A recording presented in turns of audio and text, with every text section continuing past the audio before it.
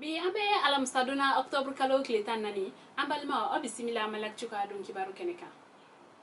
Bi kibara munu mambulo kada ukluka o de polisi uluka jeklumbe no ni anko mako GMS ulu do blala ka takasa.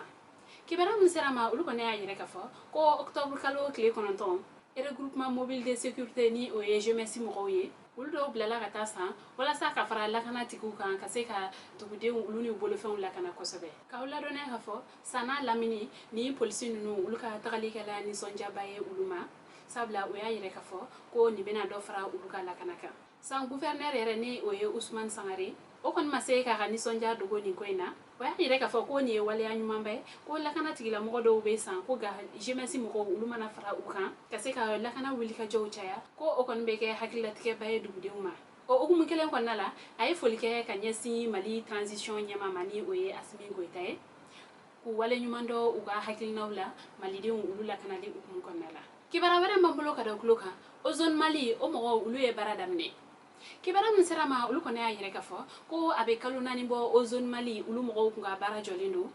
kawla nuna kafo o zone ale kenre chakida doy ni o ka bara nyaslendo Bamako la samyalima kerenkere ni yalla sirabaw kana abe kaluna ni bo ni mo ko nunu ko ni barajo ka sababu yake Mali jamana ni mo ko ulu kun kuteka uga waru sara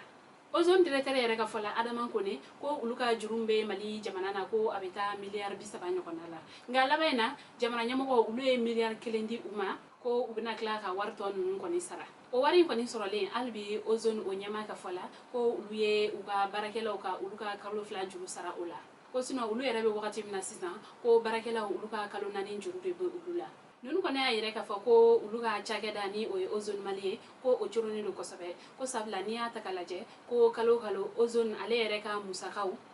ko o beta be million wolon vla nyokonama akla ka yire ka fo ko u ko ni bena bara damne ni nunu ko ga ko abanye ni jamana nyam ko fe uga laidu time wala sa tuga mina bara kana se ka joni ko fe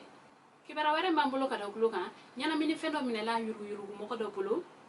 ni o koni toye heroine a haga meta klogele ni kla nyokonala kibara misama ulu koni ayire ka fo Mali chakeda mbe no ni o ka baranya sledo nyana mini fen ulu kelelema ni o ye office central de lutte contre les stupéfiants OCS ale chede ulu u tegeda nyana mini fen frela do koni kan kata soro heroine kata soro o klogele ni kla